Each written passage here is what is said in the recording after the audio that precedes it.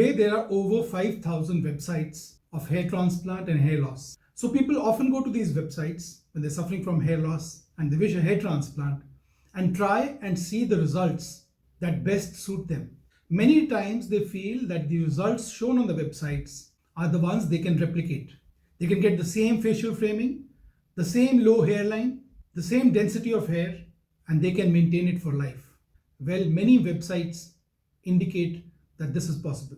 Increasingly, people view hair transplant as a product and not as a surgical skill, not as medical science, not as a surgical procedure.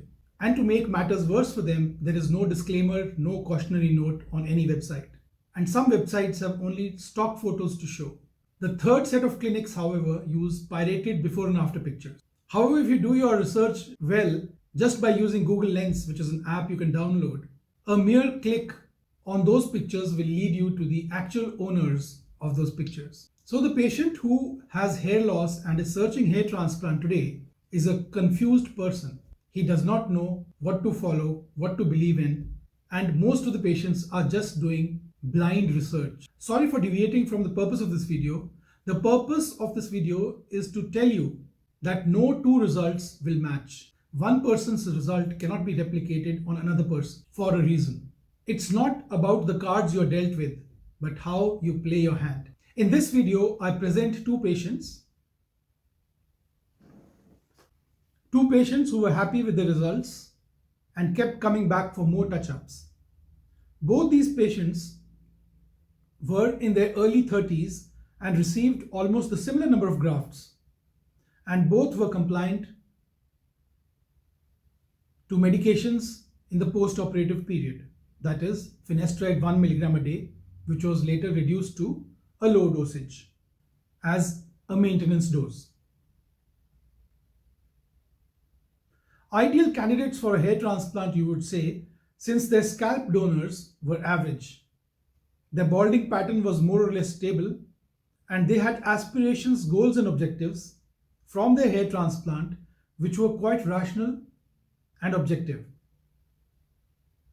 Moreover, they never changed their doctor midstream.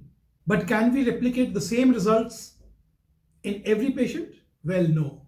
So Norwood in 1992 categorized the variables in hair transplant into 8 major variables and 11 minor variables. So these are the cards you are dealt with, over which you mostly have no control. So the variables are the age of the patient, the projected eventual donor-recipient area ratio, the patient's preferences, goals and objectives, his medical health, his psychological status, various hair characteristics like color, caliber, curve or wave, and color contrast, the skill sets of the surgeon and his team, and family history of baldness. On the other hand, the minor variables, the 11 minor variables are the thickness or the unique characteristics of the scalp, the presence of temple points, the patient's head size, contour, shape, and orientation of the skull, the patient's acceptance of detectability after the procedure, whether camouflage is available or not, camouflage like cowlicks, like hair fiber, like dermatch, scalp elasticity and laxity, which is more important for FUT procedures, the presence of whisker hair in the periauricular region around the ear, which is an indicator of extensive baldness to follow, the patient's present hairstyling preferences, the hair loss treatment strategy the patient is prepared to follow, his financial capability which will dictate further procedures on him as baldness progresses, and his time availability, his time constraints. Sometimes the hand that we are dealt with is the best we have hoped for, and we feel as if we are on top of the game. We have good donor density, not very extensive baldness that is more or less stable. We have found a great hair transplant surgeon and a team after due research, but since medical science is not a perfect science, there is still many a slip between the cup and the lip because there are many other variables we do not know of. So the best way forward is to make the most of the variables, the cards that we've been served, to play them well so that we are on the road to a successful hair transplant result. Though hair transplant is like a game of cards, there is one difference though. You have only one chance to play the game. There is no second round to play. Your current hand is all you have and will ever get. So be strategic, be proactive rather than reactionary. And this is especially true if you have an extensive grade of baldness which is not stable and you're young. Hair transplant and hair loss is a game of cards, not a game of Russian roulette. Be rational rather than irrational and inconsistent. Keep your future goals in mind.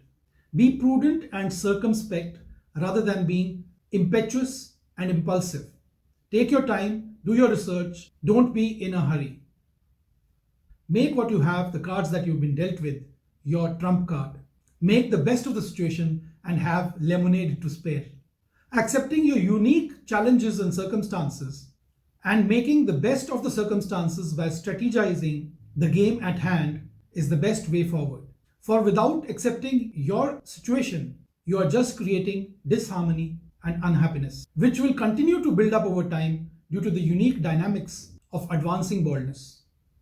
By wishing things to be different when you've already been dealt your hand, you are creating a sense of longing. Constant longing is draining. It saps your energy, your emotional energy, your physical energy, and your finances, of course, and is a sure shot way to misery. So play the cards you've been dealt, play them well. These are your cards, this is your reality, and thus these are your only choices. Mr. Kumar's cards are not yours. The pair of aces that he possesses can't help you either. So play the hand that you've been dealt with like it is the hand you always wanted. Try not to fall prey to false advertisements and promotional material that may encourage you to play Russian roulette with your scalp donor. Game over. Your donor is limited. There is no chance for error. Grafts once harvested and wasted in a misadventure will never come back because grafts are finite. They are not limitless. So proactively anticipate your future balding, your future choices in consultation with an expert in the field. For your hair transplant is not Russian roulette. It is a game of cards. Well, thank you for watching. If you have any comments, please put them in the comment section below, and God bless you.